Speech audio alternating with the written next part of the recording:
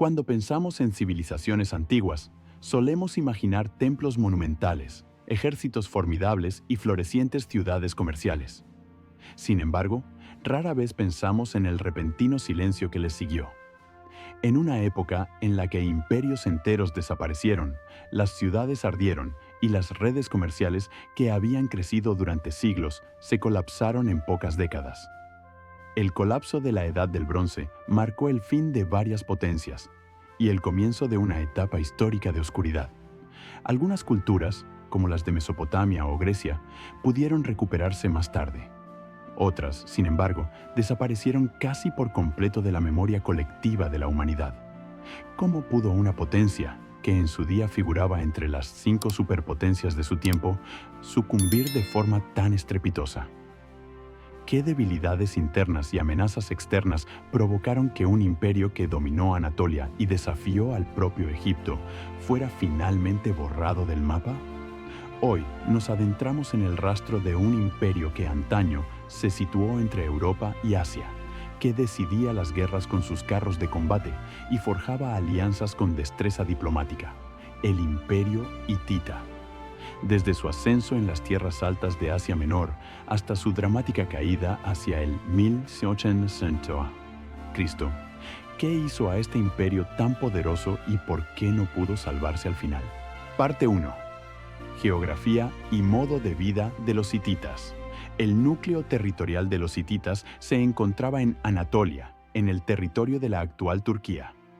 En la antigüedad, los griegos llamaban a esta región Anatole, la tierra del amanecer, o Asia Menor.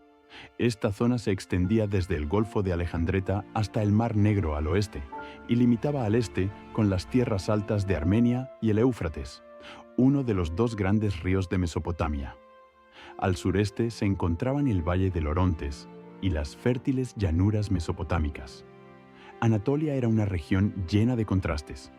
En el interior predominaban las mesetas áridas y los paisajes secos, mientras que las llanuras costeras eran fértiles y productivas desde el punto de vista agrícola. Esta diversidad geográfica sentó las bases para el desarrollo de una cultura propia. Al mismo tiempo, el corazón del territorio hitita se situaba en un punto estratégicamente muy sensible, en la intersección entre Europa y Asia, entre el Mar Negro y el Mediterráneo. Las rutas comerciales se cruzaban aquí, las culturas se encontraban y los ejércitos marchaban a través de ella. Esta ubicación era, a la vez, una bendición y una maldición. Por un lado, los hititas se beneficiaban del intercambio de bienes, tecnologías e ideas. Por otro lado, su tierra estaba rodeada de vecinos poderosos, lo que la hacía vulnerable a los ataques constantes. Los recursos de Anatolia no bastaban para alimentar a una población muy numerosa de forma permanente. Esto obligó a los soberanos hititas a mantenerse activos militarmente y a asegurar su poder mediante la expansión y el control de zonas estratégicas. La economía de los hititas se basaba principalmente en la agricultura y la ganadería. Los cereales constituían el alimento básico más importante. Se almacenaban en grandes silos, tanto en los asentamientos menores como en el centro administrativo de la capital, Hattusa. En tiempos de paz, estas reservas servían para abastecer a la población. En tiempos de guerra, se convertían en la base de la logística militar y aseguraban el suministro de las tropas, complementado a veces incluso con vino para fortalecer la moral. Religiosamente, la tierra se consideraba propiedad de los dioses. En la práctica, sin embargo, era el rey quien, como soberano legitimado divinamente, ejercía el control sobre el suelo. Repartía tierras entre soldados meritorios, nobles o personas que hubieran prestado servicios a la corona. Dado que la sociedad hitita estaba fuertemente militarizada, muchos hombres eran a la vez campesinos y soldados. Este doble papel significaba que cualquier guerra prolongada conllevaba también un debilitamiento económico. La vida económica estaba marcada, además, por un sistema de precios y comercio relativamente estandarizado, especialmente apto para el comercio terrestre. No obstante, existían claras diferencias sociales, tanto en términos de ingresos como entre sexos. Interesante es también la denominación hitita. Los propios habitantes se llamaban a sí mismos de otra manera. El nombre de uso común hoy en día procede del siglo XIX, cuando los arqueólogos lo acuñaron basándose en las tradiciones bíblicas. ¿Cómo dio forma esta situación geográfica a la estructura militar del imperio? ¿Y por qué se convirtió el ejército hitita en uno de los más temidos de su época? Parte 2. Organización militar y el poder de los carros de combate. El núcleo territorial hitita estaba situado en una meseta relativamente pobre, rodeado de numerosos pueblos y reinos. Esta situación geopolítica convirtió al ejército no solo en un instrumento de expansión, sino en una necesidad existencial. Anatolia era un centro neurálgico del comercio, pero quien ocupaba el centro debía defenderse constantemente.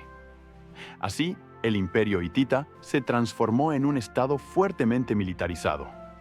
A lo largo de la Edad del Bronce, los hititas formaron parte de las 5 grandes potencias de su época, junto a Egipto, Asiria, los griegos micénicos y los reinos mesopotámicos.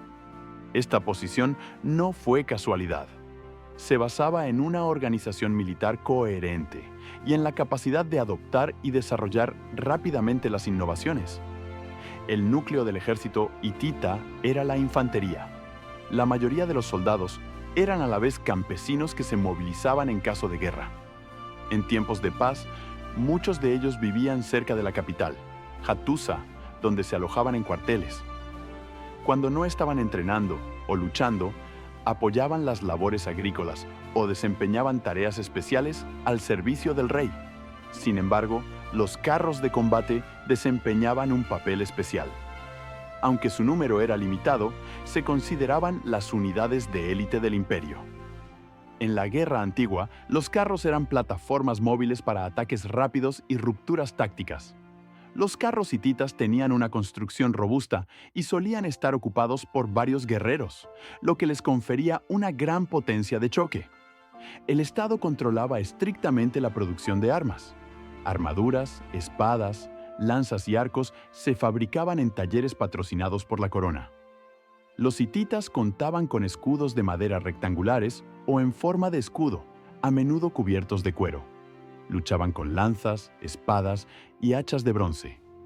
Los hallazgos arqueológicos sugieren que algunos soldados también vestían armaduras de escamas o prendas protectoras. Las campañas militares solían llevarse a cabo entre la primavera y el otoño. El motivo era pragmático. Solo mientras hubiera alimentos suficientes se podían realizar grandes expediciones sin poner en peligro el abastecimiento del núcleo territorial. Una guerra prolongada habría provocado rápidamente hambrunas, ya que faltaría mano de obra en los campos. Al frente del ejército siempre se encontraba el propio rey. No solo era el soberano político, sino también el general supremo. Se esperaba de él que lograra éxitos militares y superara las hazañas de sus predecesores. No obstante, solía permanecer en la retaguardia de la formación de batalla, mientras que los príncipes u otros miembros de la familia real comandaban unidades específicas. El heredero al trono recibía formación militar desde niño y participaba pronto en las campañas. Pero a pesar de esta fuerza militar, los hititas no estaban continuamente en guerra. La diplomacia, las alianzas y los sistemas de vasallaje desempeñaban un papel igualmente importante. ¿Qué papel jugaban la religión y la mitología en un imperio tan militarizado? ¿Y cómo se reflejaban el clima y el entorno en los dioses de los hititas? Parte 3. Cultura y religión. La religión de los hititas estaba profundamente marcada por las culturas con las que mantenían contacto. Las influencias de Mesopotamia, de los hurritas y de las tradiciones indoeuropeas se fusionaron en un sistema de creencias complejo. Esta permeabilidad cultural fue una consecuencia directa de su ubicación geográfica en la encrucijada de grandes civilizaciones. Por ello, la mitología hitita presentaba claros paralelismos con los relatos mesopotámicos y hurritas. También pueden reconocerse similitudes con las concepciones indoeuropeas. No obstante, gran parte de los textos mitológicos originales se perdió debido a las guerras y destrucciones. Lo que se conserva se encuentra principalmente en documentos administrativos, textos de rituales religiosos y restos arqueológicos. Un símbolo religioso especialmente relevante era la piedra sagrada, la llamada piedra Huashi. Se consideraba tan sagrada que incluso podía sustituir a la estatua de un dios. Estas piedras eran el centro de ciertos rituales y subrayaban el estrecho vínculo entre el poder divino y el gobierno terrenal. Los testimonios arquitectónicos también dan fe de la importancia de la religión en la vida cotidiana hitita. La puerta de las esfinges de Alaka Hoyuk, el monumento de Eflatun Pinar y el relieve rupestre de Yasilikaya muestran de forma impresionante la unión entre el poder político, la legitimación divina y la fuerza militar. En estas representaciones, dioses y gobernantes suelen aparecer juntos, un símbolo visual de la confirmación divina de la autoridad real. El rey hitita no solo era el líder militar, sino también el sumo sacerdote. En tiempos de crisis, ya fueran malas cosechas, epidemias o derrotas militares, le correspondía a él restablecer el favor de los dioses mediante rituales y sacrificios. Además de la capital, Hattusa, existía otro centro religioso fundamental, Harina, dedicado especialmente a la diosa del sol. Los hititas adoraban a cientos de dioses. Sin embargo, se consideraba especialmente poderosas a las deidades de la tormenta y el trueno, un reflejo del clima a menudo rudo e imprevisible de Anatolia. El dios supremo era el dios del clima, frecuentemente llamado Tarhunt o Teshub. Reinaba sobre el cielo y las montañas. Llevaba una corona con cuernos y sostenía el rayo y el hacha en sus manos. A su lado estaba la diosa del sol, mientras que el hijo de ambos era venerado como dios de la fertilidad y la vegetación. ¿Cómo surgió de estas estructuras religiosas y políticas un imperio que ascendió a gran potencia y qué acontecimientos sentaron las bases de su posterior caída? Parte 4. Origen y reino antiguo. Los hititas emigraron a Anatolia, probablemente entre el 4400 y el 4000 a.C. Sabemos muy poco sobre sus primeros siglos, ya que las fuentes escritas son extremadamente escasas.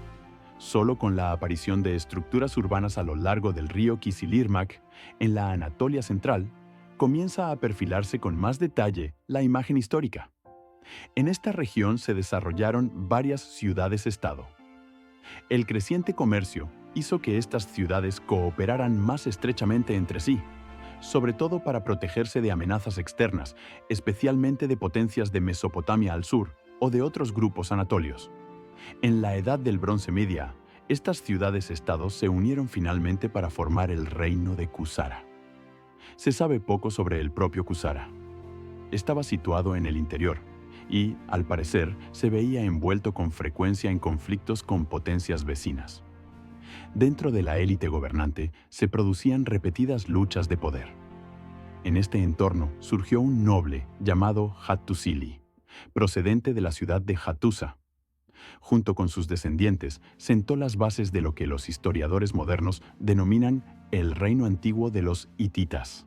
A diferencia de los faraones de Egipto, que se veneraban a sí mismos como seres divinos, los reyes hititas no se veían como dioses, sino como gobernantes favorecidos por ellos. Su poder se basaba en la propiedad de la tierra. El rey era el mayor terrateniente y repartía tierras a los nobles a cambio de lealtad y apoyo militar.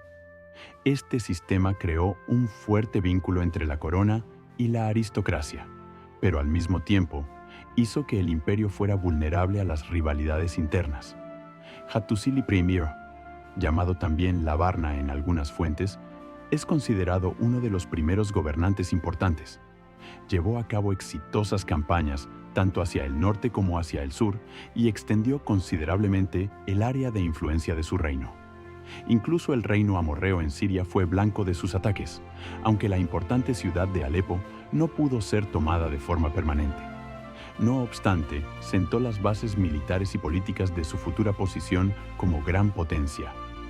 Un paso decisivo fue el establecimiento de un sistema de vasallaje en las regiones costeras. Estas zonas servían como amortiguadores contra las amenazas del mar y al mismo tiempo vinculaban políticamente otras regiones al centro. Bajo su reinado comenzó una fase de relativa estabilidad y florecimiento económico. Sin embargo, ya en esta etapa aparecieron las primeras grietas en la estructura de poder. Tras la muerte de Hattusili, su sucesor Mursili-Prim continuó la expansión. Hacia el 1595 o el 1587 a.C., lideró una campaña espectacular hacia Mesopotamia, saqueó ciudades importantes como Mari y llegó hasta Babilonia. Eludió las líneas defensivas asirias y asestó un golpe demoledor al imperio babilónico. Sin embargo, en lugar de controlar Babilonia directamente, dejó el gobierno allí en manos de fuerzas aliadas. La distancia al núcleo territorial hitita era demasiado grande para garantizar un control permanente. Esta decisión resultó ser estratégicamente sensata en un principio. Pero el éxito militar tuvo su precio. Los recursos del imperio estaban agotados y estallaron disturbios en Hattusa. Poco después de su regreso, Mursili fue asesinado por su cuñado Jantili. Así comenzó una serie de sangrientas luchas de poder dentro de la familia real.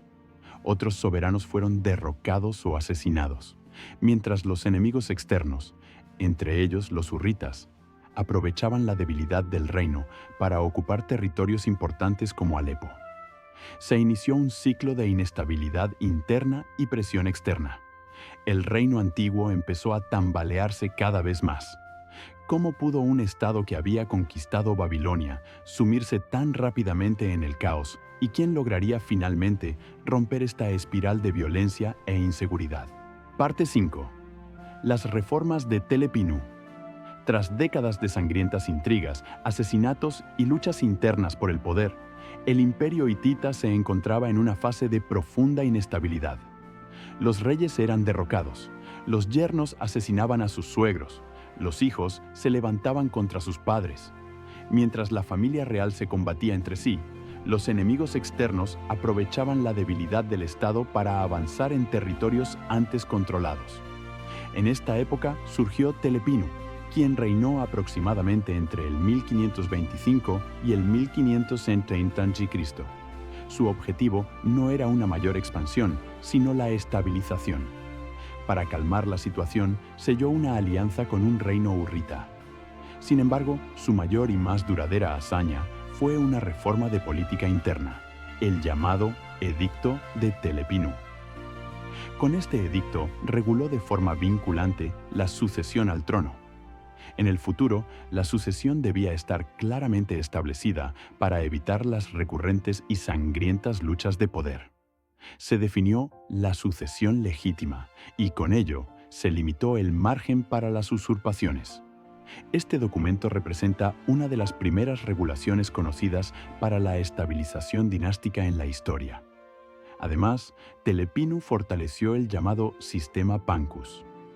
Este órgano, que en cierto modo se asemejaba a una asamblea, tenía la función de asesorar al rey y, en ciertas cuestiones, también de controlarlo.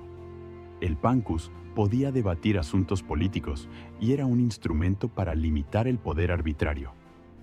Por su estructura, se considera una forma temprana de monarquía controlada. Las reformas de Telepinu pusieron fin a la fase del reino antiguo. Crearon una nueva base para la estabilidad, aunque no pudieron eliminar por completo los desafíos estructurales del imperio. ¿Sería suficiente este nuevo orden para asegurar el reino de forma duradera? ¿O aguardaban ya nuevas crisis en el horizonte? Parte 6. El Reino Medio y la fase de debilitamiento. Se conservan comparativamente pocas fuentes sobre el Reino Medio de los hititas. Lo que es seguro es que esta época estuvo marcada por tensiones militares continuas. Los constantes conflictos obligaron al imperio incluso a trasladar su capital temporalmente más al este para protegerse mejor de las amenazas. En el año 1465 a.C., Tudhaliya I ascendió al trono después de que su predecesor fuera asesinado. Este cambio de poder también demuestra que la estabilidad interna seguía siendo frágil. Tudhaliya logró, no obstante, consolidar la situación en el este y al mismo tiempo recuperar territorios perdidos en el sur. Los indicios arqueológicos sugieren que fue uno de los primeros soberanos hititas en firmar tratados en igualdad de condiciones con otros estados anatolios, un paso diplomático destinado a asegurar el imperio en el exterior. Tras él, Otros reyes, incluidos Hattusili II y Tudhaliya II, llevaron a cabo campañas en el oeste y el norte. Paso a paso, pudieron reconquistar territorios que se habían perdido desde los años de crisis.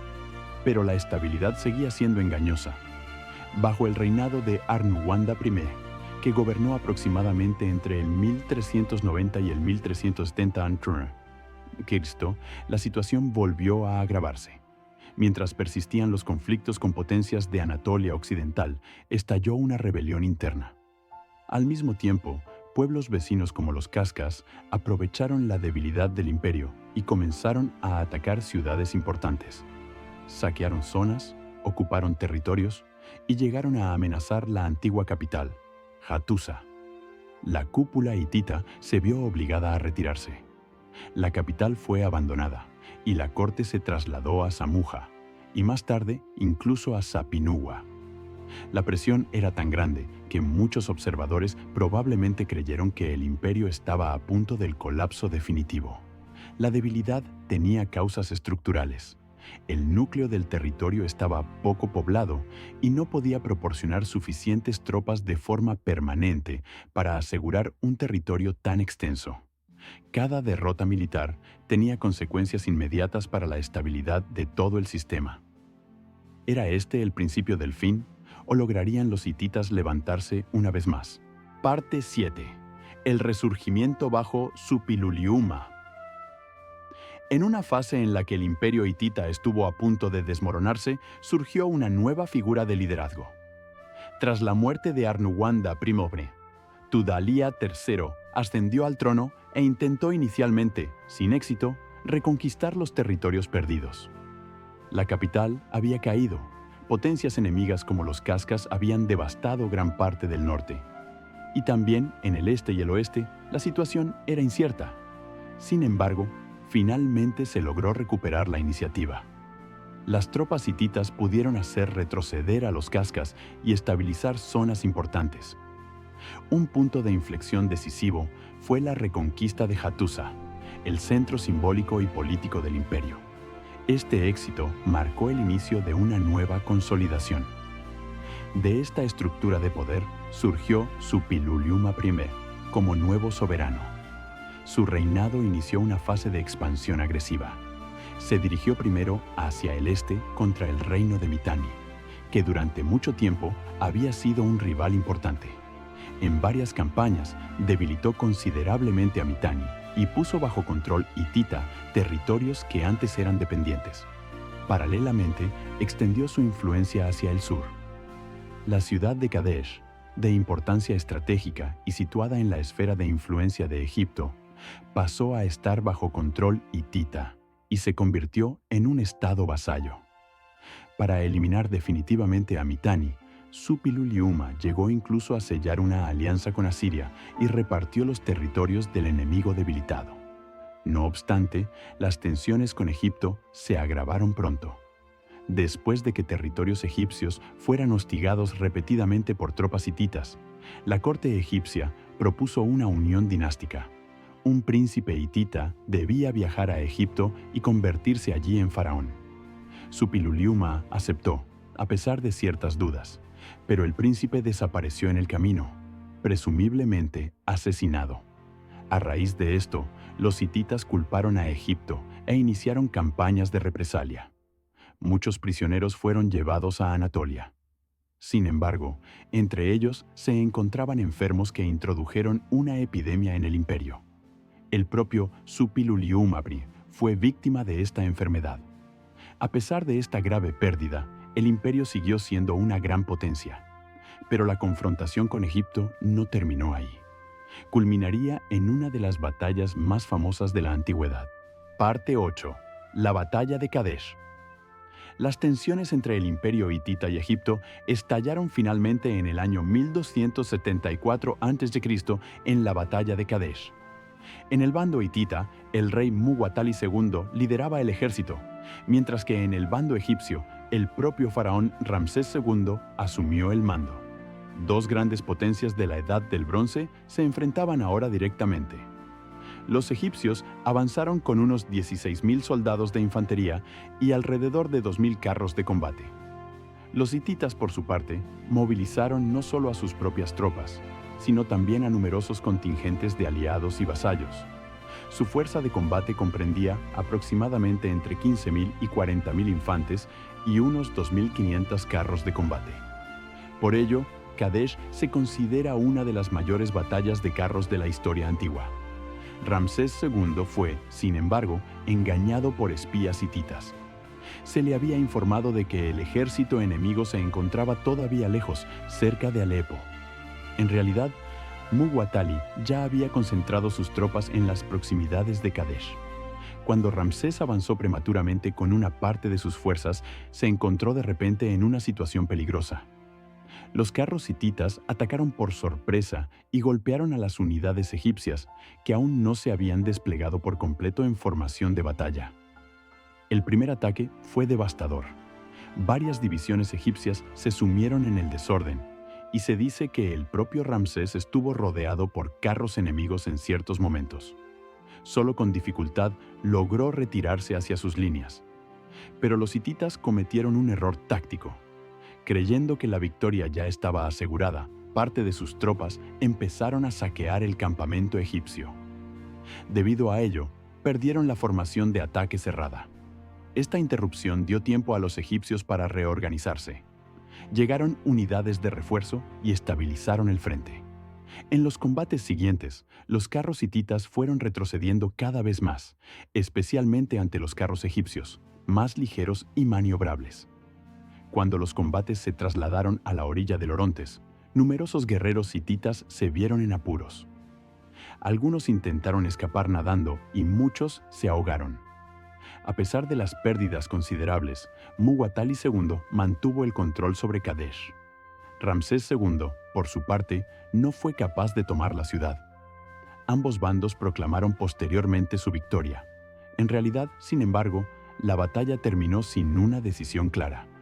En los años siguientes continuaron las tensiones y los conflictos fronterizos. Finalmente, en el año 1258 a.C., se firmó un tratado de paz, uno de los tratados internacionales entre estados más antiguos que se conocen. Hititas y egipcios se comprometieron a una política de no agresión mutua y asistencia. Pero ni siquiera este éxito diplomático pudo evitar el declive a largo plazo del imperio hitita. Parte 9. El declive y la caída. Tras la batalla de Kadesh y el tratado de paz con Egipto, el imperio hitita empezó a perder fuerza gradualmente. Aunque el acuerdo del 1258 a.C. aseguró temporalmente la frontera sur, en el este cobraba fuerza una nueva amenaza: el imperio asirio. Asiria contaba con llanuras fértiles, una población creciente y un ejército cada vez más profesional. Su influencia se extendió más allá de Mesopotamia y comenzó a poner en serio peligro la posición hitita en la Anatolia oriental. En esta situación, el entendimiento con Egipto fue también un paso estratégico para no tener que enfrentarse a dos grandes potencias simultáneamente. Tudhaliya IV, que reinó aproximadamente entre el 1240 y el 1215 a.C., es considerado uno de los últimos gobernantes importantes del imperio. Se enfrentó a desafíos formidables. Fenómenos climáticos extremos como periodos de sequía e inundaciones debilitaron la producción agrícola. Al mismo tiempo, la presión militar por parte de Asiria aumentó. Para asegurar el abastecimiento, Tudhaliya mandó construir grandes sistemas de irrigación. Además, buscó alianzas diplomáticas, entre otras con Babilonia, para frenar el avance asirio. Al principio, el imperio aún logró oponer resistencia, pero los reveses militares contra Asiria y la pérdida de la isla de Chipre, una fuente importante de cobre y un punto de apoyo estratégico, empeoraron considerablemente la situación. Aunque un gobernante posterior, Suppiluliuma II, pudo recuperar Chipre temporalmente, esto no cambió la decadencia estructural. El imperio estaba sobreextendido. El sistema de vasallaje, que antaño había aportado estabilidad, se convirtió ahora en una carga. El ejército debía repartirse por un territorio muy amplio, lo que mermaba su capacidad de combate.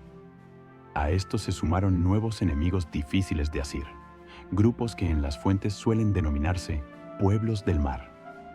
Aparecieron a finales de la Edad del Bronce en el Mediterráneo oriental y atacaron numerosas regiones costeras. También territorios hititas como Cilicia y Chipre se vieron bajo su presión. Hacia el 1180 a.C. cayó finalmente la capital, Hattusa.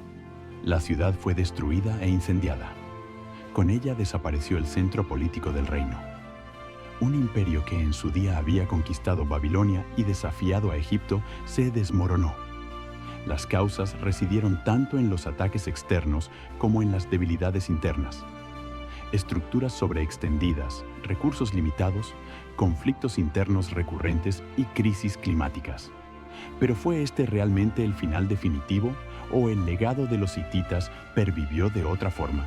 Con la caída de Hattusa, el imperio hitita desapareció como gran potencia de la escena política.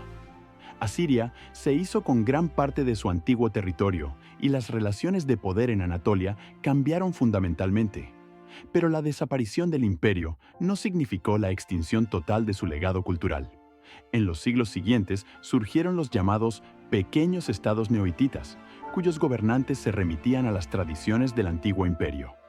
Estos estados perduraron durante varias generaciones antes de ser integrados definitivamente por el imperio neoasirio en el siglo VIII a.C. El imperio hitita fue en su día una de las potencias dominantes de su tiempo, fuerte militarmente, hábil diplomáticamente y profundamente arraigado en lo religioso. Y sin embargo, no pudo resistir de forma duradera las cargas estructurales, las crisis climáticas y los ataques externos. Quizás sea esa precisamente la verdadera lección de su historia. Ni siquiera los imperios más grandes son invulnerables. Nacen, crecen y de igual modo pueden volver a desaparecer.